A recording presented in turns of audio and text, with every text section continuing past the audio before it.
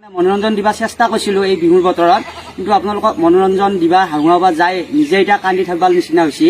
বহুতে গৰিহণা দিছে, হয় গৰিহণাৰ যোগ্যও দেচোন বাৰু। মই আপোনালোকক মই ক্ষমা বিচাৰিছোঁ, এনেকুৱা ভুল আৰু কেতিয়াও নকৰোঁ।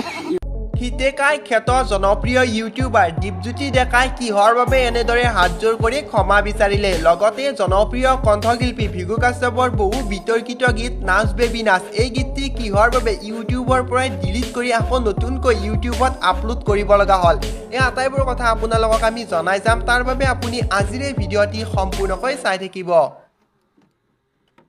অলপতে মুক্তি লাভ কৰা জনপ্ৰিয় কণ্ঠশিল্পী ভৃগু কাশ্যপৰ নতুন গান নাচ বেবী নাচ, এই গানৰ ভিতৰতে ব্যৱহাৰ কৰিছিল ভৃগু কাশ্যপে চিংকি শব্দটি। বন্ধুসকল, এই শব্দটি ভাৰত চৰকাৰে নিষিদ্ধ কৰিছে, কিয়নো এই শব্দটিৰ দ্বাৰাই জনজাতীয় লোকসকলক অপমান তথা ঠাট্টা মস্কৰা কৰা হয়। এই শব্দটি ভাৰত চৰকাৰে নিষিদ্ধকৰণ কৰাৰ পাছতো জনপ্ৰিয় কণ্ঠশিল্পী ভৃগু কাশ্যপে নাচ বেবী নাচ গানটোৰ ভিতৰত চিংকি শব্দটি ব্যৱহাৰ কৰিছিল। আৰু তাৰ পাছতে একাংশ সচেতন ছ'চিয়েল মিডিয়া ব্যৱহাৰকাৰী তথা নিউজ সম্প্ৰচাৰিত হোৱাৰ পাছতে ভৃগু কাশ্যপে ইউটিউবৰ পৰা আঁতৰাই দিছিল সেই গানৰ ভিডিঅ'টি।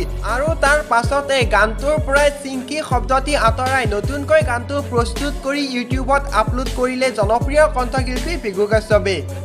এইবাৰ আমি আপোনালোকক জনাই দিছোঁ, অসমৰ জনপ্ৰিয় কমেডিয়ান ইউটিউবাৰ দীপজ্যোতি ডেকাই কিহৰ বাবে অসমবাসী ৰাইজৰ ওচৰত হাতজোৰ কৰি ক্ষমা বিচাৰিলে। বন্ধুসকল, আচলতে জনপ্ৰিয় ইউটিউবাৰগৰাকীয়ে বিহুৰ প্ৰাক্ষণতে এটা ফানী ৰিলছ ভিডিঅ' বনাইছিল, আৰু সেই ভিডিঅ'টিক লৈ জনপ্ৰিয় ইউটিউবাৰগৰাকীয়ে ছ'চিয়েল মিডিয়াত খুবেই ট্ৰল খাব লগা হৈছিল। প্ৰথমে আমি আপোনালোকক সেই ৰিলছ ভিডিঅ'টি দেখুৱাই দিছোঁ।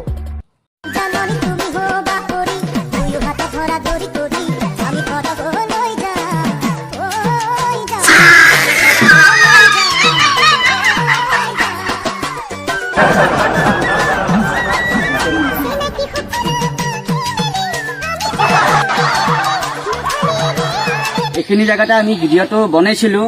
এইখিনি জেগা এনেও বহুত বেয়াই বাৰু, আপোনালোকক মনোৰঞ্জন ইমান দিনেদি দি আহিছিলোঁ, কোনোদিন এনেকুৱা ভুল কৰা নাছিলোঁ। আপোনালোকে ইমান আমাক মৰম দি গৈছে, আমিনো কিয়নো আকৌ বেয়াকৈ আমি অসমীয়া ল'ৰা হৈ বিহুটো বেয়াকৈ উপস্থাপন কৰিম।